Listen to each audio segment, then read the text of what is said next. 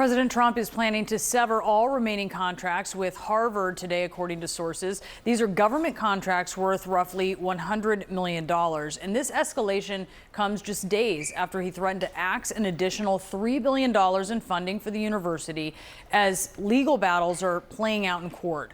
Just a short time ago, the first of two key hearings that are happening this week took place. We have CNN's Caitlin Polantz following this for us. What's been going on? Well, Brianna, today they were in court just for the moment, checking in with Judge Allison Burroughs in Boston, who's overseeing a whole group of cases that are Trump v. Harvard or Harvard v. Trump in different ways. What the judge is doing is figuring out how to move forward on the student visa program issue. That's the program that the Department of Homeland Security wanted to immediately stop at Harvard. The judge stepped in on Friday and said, that's not going to happen right now, but we're going to have a big hearing. That big hearing is going to be on Thursday. So the check-in this morning was the judge talking to both sides about, let's get ready for this very big hearing on the legal issues around student visas and allowing international students on Harvard's campus. But it's not just about that. There are several other cases, including ones about money that can go to Harvard from the federal government.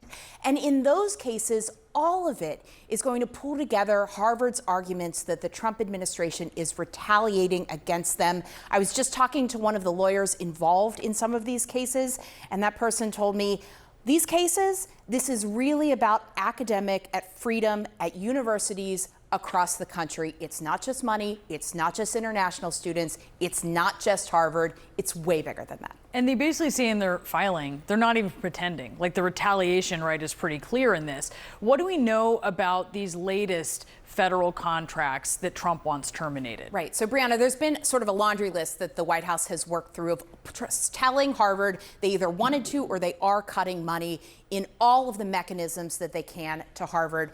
They've done it with NIH grants for research funding, healthcare funding that faculty use for their researches. That's the big one. That's the big pot, more than $2 billion of money there. That's created one of these lawsuits. But then today, the White House is saying $100 million. So more like chump change for Harvard in a little bit of a way, although that's still a lot of money, where the federal government says we're going to cut federal contracts with the university, and GSA is going to tell people who have those, send them to other universities or other places than Harvard. Yeah, the principle of it are very important, even if $100 million might be chump change to a school with a giant endowment. They might argue that that's not the point, right? Caitlin, thank you so much. Really, really appreciate your fine reporting. Right now, every contract the federal government keeps with Harvard University is on the chopping block. Sources tell CNN that President Trump is set to direct government agencies to terminate all of them. These are contracts worth roughly $100 million, marking the latest swipe from the administration in what's become a heated legal battle.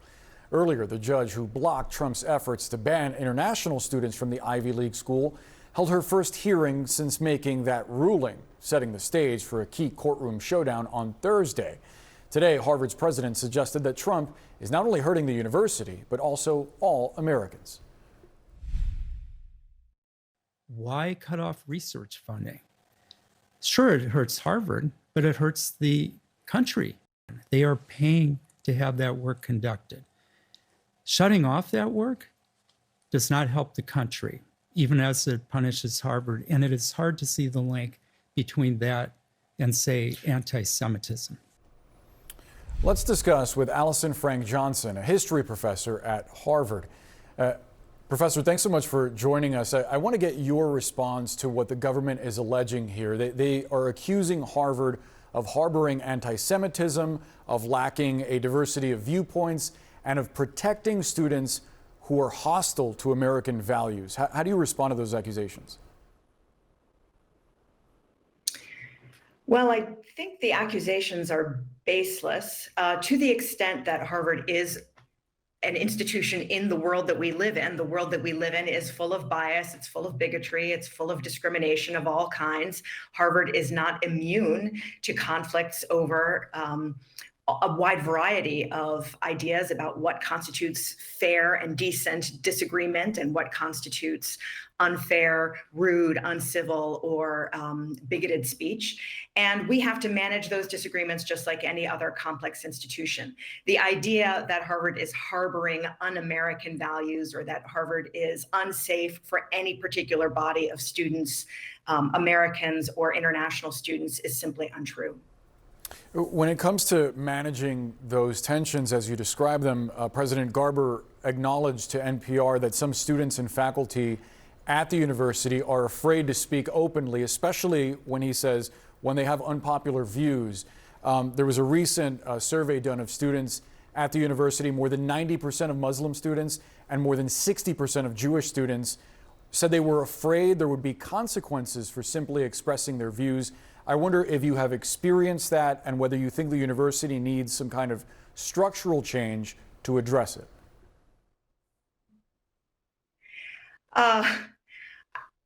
Even when I was invited to come on this program, I have to confess that I have second thoughts about speaking publicly, not because I am afraid of my colleagues who might disagree with me. And I certainly have colleagues who frequently do disagree with me, and they let me know that, or that students won't take my classes, but because I'm afraid of being targeted by the administration of the government, the country that I live in, because they don't like my speech. Right. So I think it's important to distinguish between students who may disagree with one another in ways that they think are rude or that they think involve social shunning and actual persecution of people who have ideas that the government doesn't like.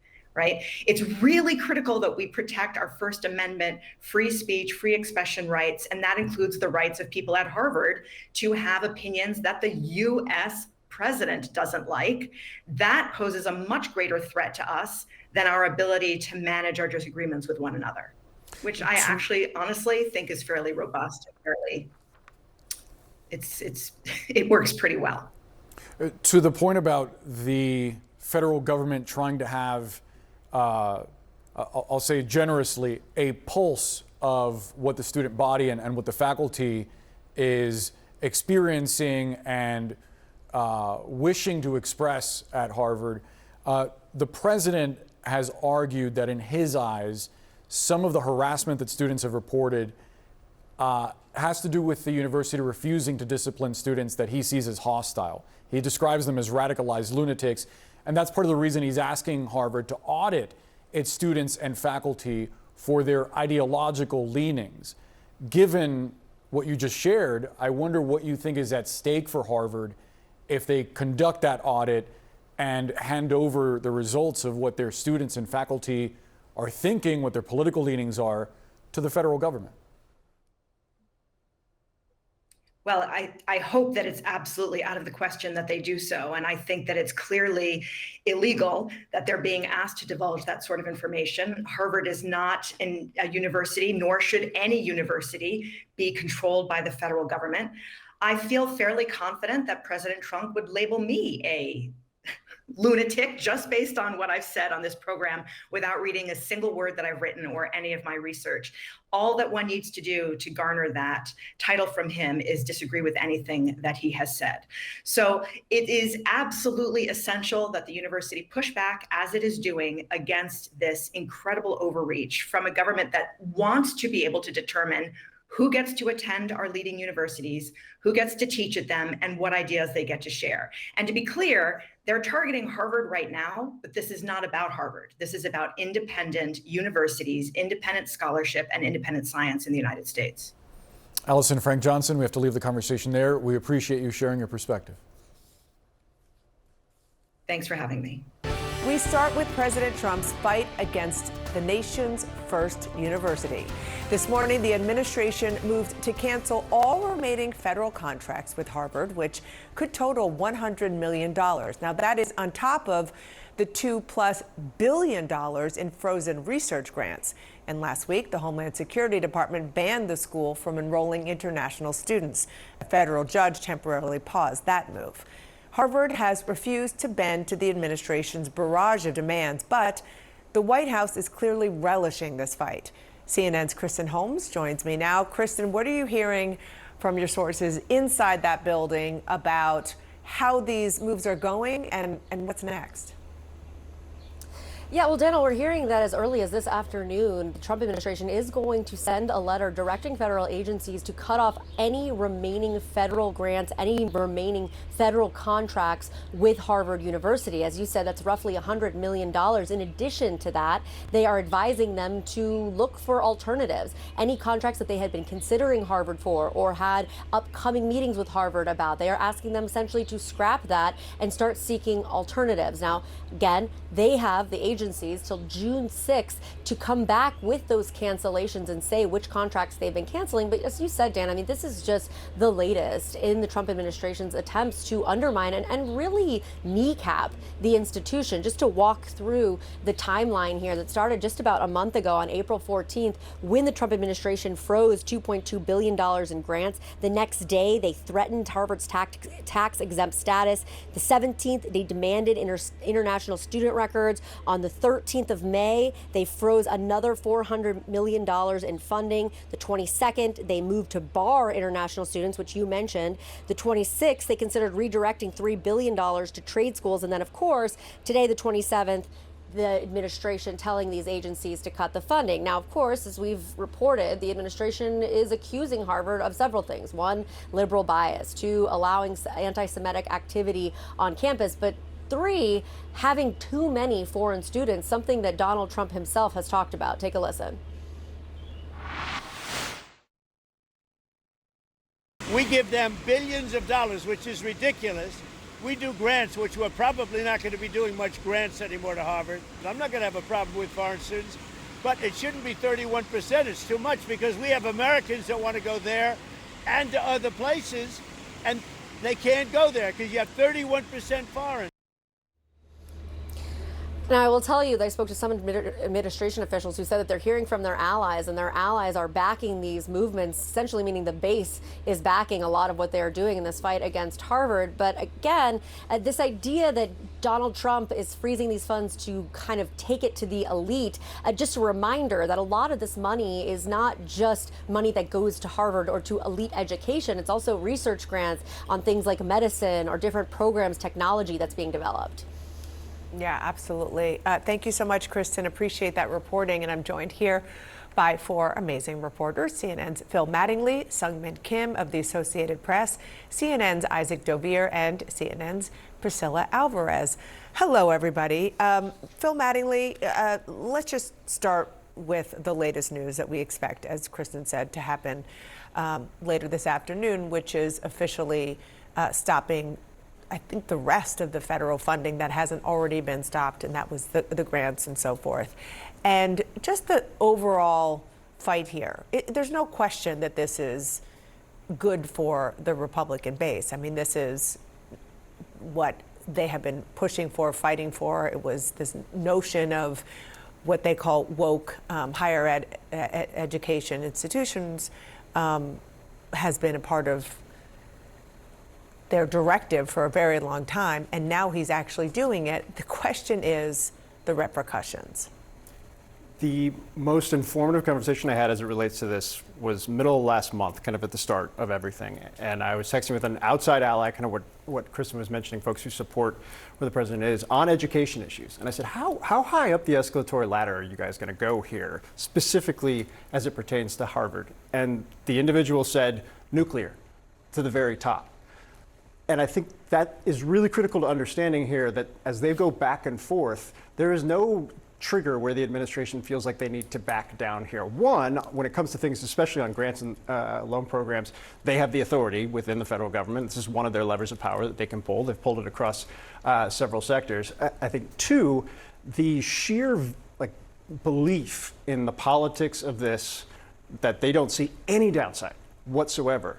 And I think that's where, to your question, I think the issue becomes, are you so blinded by the political upside that you see that you don't see the potential long game problems here on things like research? Okay, so I'm glad you said that, because you're right. In the short term, the politics for them is like a no-brainer. But when it comes to what people may not understand about what Harvard actually does and other institutions, what they do to help with humankind and the science that helps us all. That is something that Alan Garber, who is the relatively new president of Harvard, is out with a new interview at NPR talking about. The research funding is not a gift. The research funding is given to universities and other research institutions to carry out research work that the federal government designates as high priority work. Shutting off that work does not help the country, even as it punishes Harvard. And it is hard to see the link between that and, say, anti-Semitism. Right, and it's not just Harvard. I mean, there could be chilling repercussions across the higher education spectrum. I mean, there are already signs that there are already institutions that have scaled back what they would do otherwise, particularly to avoid the wrath of this administration. So the repercussions could be really broad, not just with the kind of the research that Harvard does and the broader impact that research could have, but also what other institutions do. But again, this isn't.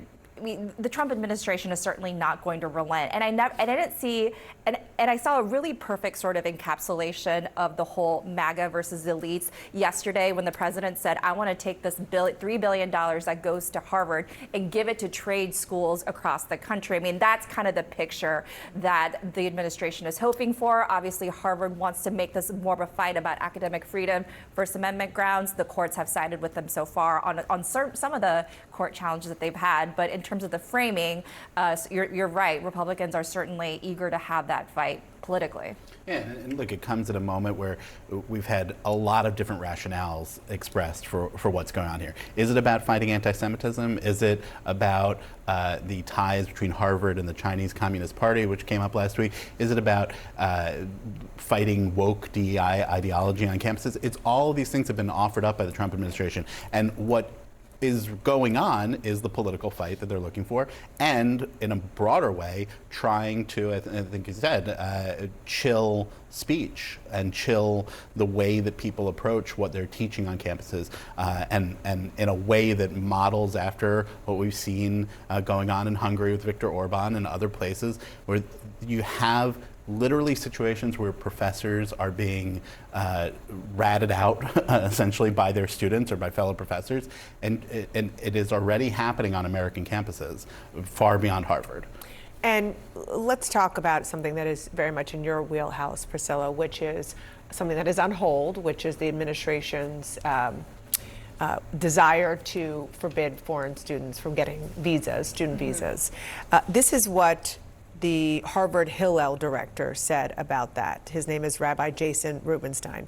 Revoking all student visas, including those of Israeli students who are proud veterans of the Israel Defense Forces and forceful advocates for Israel on campus, is neither focused nor measured and stands to substantially harm the very Jewish students and scholars it purports to protect. This has massive implications. We're talking here about nearly 7,000 foreign students who attend Harvard University. And this was something that the Wall Street Journal and their editorial came out and talked about, calling this a, quote, short-sighted attack, because what you're doing here is the U.S. is competitive for many reasons, but one of them is because of its prestigious educational institutions and the fact that students come from all around the world to study in the United States, and they attract talent that way. And so this could hinder the United States on the global scale, and it could push these students to look elsewhere. Now, this action in particular allows these international students to go to other universities in the United States. But amid this uncertainty, who's to say that any of those students want to stay in the United States? And I will also tell you that part of this is left over from the first Trump administration. There was a cohort of people in the first Trump administration that really wanted to target the way that we handle international students. There was a push to slash some of the programs that are put in place for these students to get jobs in the United States after they graduate for a period of time. So in some ways, this is sort of the aftermath of that, and then on top of that, at a much larger scale, a nuclear one. And I just want to add one thing, because what we heard in that soundbite that Kristen played was the president saying, well, we got to open up those spots for Americans. You're our numbers guy, or at least you do numbers better than I do. But basic numbers and basic math is that the tuition that comes from foreign students helps pay for scholarships for American students at Harvard. Right. I think this is being framed in a very binary way across several different fronts. None of those fronts are remotely binary, and I think you can have an argument about, well, money is fungible or grants, everything kind of meshes together. It's not actually the case here. Like, people are funding trade schools. If they could shift money directly to trade schools, they would. That's not how these grant programs necessarily work. So take that on one side, and to your point as well, on the students and what they actually represent, there are higher education problems, particularly as it pertains to the cost for anyone to go to any of these universities. I don't think eliminating a clear flow of funds as it relates to that is going to be helpful in any way, shape, or form. I also don't think that they care to some degree, or at least I haven't gotten any sense that they do. Also, can I just point out that Donald Trump keeps complaining that Harvard is not giving him a list of these foreign students. The administration already has a list. These international students have student visas to study in the United States. That means the Department of Homeland Security has all their information, so that is their list. For the first time since President Trump moved to cut off Harvard's ability to enroll international students, the two sides are headed to court. A federal judge is going to be meeting with both sides on this. The same judge that just last week temporarily blocked the administration's move here. Students and professors are now speaking out about the impact of this. It's as if we are being used as poker chips, as collateral being thrown from the Trump administration between the Harvard into the Harvard administration, while not recognizing that we also happen to have lives and stories of our own. And the idea that these are radical troublemakers is just totally bonkers. These are some of our most studious students. A lot of Americans kind of take their good fortune for granted, but the foreign students feel so privileged to be here that they try to take advantage of every second that they're on our campus. And there's more. Just yesterday, President Trump leveled a new threat to pull $3 billion in grants from the university and redirect that to trade schools. Joining us right now is Leo Jardin. He's an international student from Sweden at Harvard. He's about to graduate this week from the university. Leo, thank you for being here. You have been speaking up and speaking out about the moves from the Trump administration against your school. What's your reaction to this latest threat to redirect $3 billion in grants from Harvard to vocational and trade schools around the country? I think Trump is going to make new threats and say new things every day, but we simply have to stay focused. We're going to fight this with all means that we have, whether it's the funding, but I think especially what is hitting the hardest right now at the heart of this community, it is the threat to essentially deport all international students, because without this international student body, then Harvard is not Harvard anymore. And, you know, we're continuing fighting for my friends who just went home for the summer and simply don't know if they will ever be able to come back to this place that they now call home. Graduation is Thursday. I mean, how different is this moment right now? Is it at this moment, and also going to be with this really public, very serious legal fight now hanging over campus? I mean, what is the feeling, if you will? Yeah, it is very different. Just personally, I've enjoyed these 4 years so much because of all the great people that I met. And just knowing that I might leave this place and it will not look the same next semester, it is truly heartbreaking. And that is why we're continuing this fight even over commencement. So later today at 5:30 p.m., we are rallying outside of or after the commencement events of the day. We're having international students speaking, including me. We're having Jewish students speaking up. We're expecting a lot of turnout, and we're showing that even though they did this move when most students had left campus, we can still mobilize, and we're gonna send a clear message to the White House that even though you're trying to divide us right now, we are standing united as a community. You wrote an opinion piece in the Crimson in April, and then saying that students and faculty need to stand up and speak up against this. And at that time, you wrote, "At this moment, we need Harvard to be a leader on behalf of all of us who feel threatened. It is time for Harvard to both stand up for its international students and for the ideals of academic freedom and democracy it claims to represent." Do you think the school has been a leader on your behalf? Yeah, so I wrote that op-ed about a week before Alan Garber's statement, where he said we will not surrender our independence. And I think that all of campus right now are really proud of Alan Garber, but we're expecting him to continue on that strategy because there are going to be many opportunities for Harvard to give in on some of the demands. But if there's one thing we know about Trump by now, it's that he's a pretty shitty poker player. If we start to give in on something, then he's going to send a new letter of demands the next week. And we simply have to hold the line, even though it truly feels like, and it is so much at stake, whether it's the billions of dollars in research funding or, the future of thousands of students, we have no option but to continue fighting because giving in cannot be an option. I was seeing some in new reporting in the Wall Street Journal. The dean of Harvard's Faculty of Arts and Science said at a recent meeting that the Trump administration's moves against the school have set in motion changes that will not be undone, at least not in the foreseeable future. As you depart Harvard, what's your advice to incoming or aspiring Harvard students from around the world? Apply, attend, or look somewhere else? I think it's such a tricky question because it would truly break my heart to advise someone not to come to this place because as I said, I've had an incredible time here. But meanwhile, I understand why people are worried. I mean, why would you go to a country and to a university if you don't even know whether you will be able to finish your degree? To a country where you no longer really have free speech. I mean, if you speak up, if you say something controversial or against the federal government, you might be picked off the street and put in a detention center in Louisiana. People are trying to navigate the situation that has so much uncertainty, and because of that, the damage to some extent has already been done. Less people are going to come and study in America. Less people are going to do research in America, and it is going to threaten America's role at the forefront of innovation. It is definitely the fear I've heard from many in the research realm. Thank you very much for coming in, Leo. Congratulations on graduation. Thank you. Joining us now is Harvard professor Fernando Reimers. He's also the director of the university's Global Education Innovation Initiative.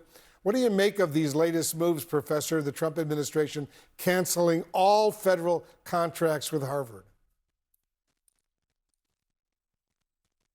Clearly, the Trump administration is intent in undermining the ability of the university to carry out its mission. The ban on foreign students, for example, makes, first of all, no moral sense. It's a ban that is displacing 7,000 people who are just nose-in-the-book students who came here to receive the best education that they can. And they're being forcibly displaced. Why? Because the administration wants to control who Harvard can hire and what Harvard can teach, and we said no. And so this is not just an escalation in tension between Harvard and the administration, it is harming thousands of people for no good reason. Your university's president says these cuts stand to impact research that the government itself has deemed very high priority. What could these cuts have? Where could these cuts have the biggest impact, Professor? In the basic sciences, our international students contribute to intellectual diversity and innovation and to research leadership. At Harvard, as is the case at most research universities, international students are a very large proportion of our graduate researchers, especially in STEM. And they're central to breakthrough scientific discoveries and technological advances because they bring with them experience and knowledge particular to different places that increase the value and the impact of the breakthroughs and that stimulate creativity in those research teams. So the impact that the cuts, the financial cuts are having already is an impact in the sciences. It's stimulating a brain drain of some of our best students to other places.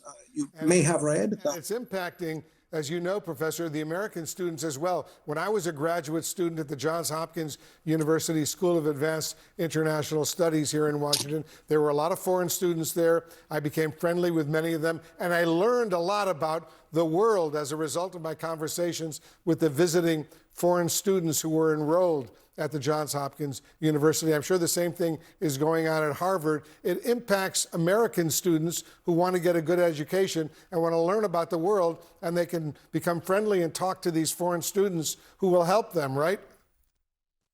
That's exactly right. Thanks for saying that. And that is the reason President Alan Garber has said Harvard cannot be Harvard without our international students, because the educational experience would be severely diminished if all of our students carried an American passport. It's not only that their view of the world is expanded when they interact and learn from students from all over the world, is that they collaborate on projects. For example, with my students, every year, we publish a book examining educational innovations happening in the US and abroad. This year, we looked at innovations to support marginalized students. And when you have in the same team students who come from different parts of the world, as well as students from the US, they just have more ideas about how to solve that. They can think of the world as a global laboratory from which to draw. And we badly need that in my own field, education, in the field of education. We need American educators to know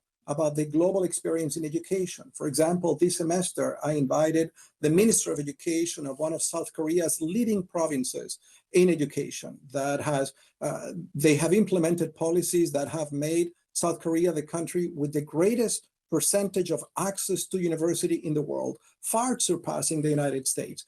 They are doing extraordinary advances in bringing artificial intelligence to personalized education, advances we're not doing in the United States. And the reason those scholars come to Harvard is because we are a place that is a global place. We are a place that values that exchange of global experience. So this ban, if it came to pass, it would destroy Harvard as we know it. It would make us the little backwater provincial university that we were in 1850. Harvard was not always the great university it is today. That transformation began when our president, Charles Williams Eliot, who had spent some time studying universities in Germany and in France, came back and decided that he had to open the university to the world. And he built graduate studies, he built the professional schools, he brought in professors from all over the world, and that transformed Harvard.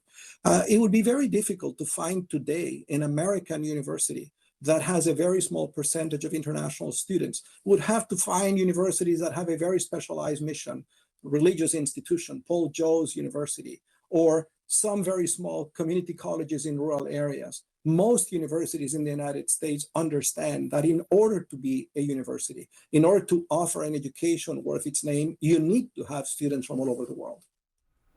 What are you hearing from some of these international students at Harvard, Professor, who are now being told they have to leave the university and leave the United States for that matter?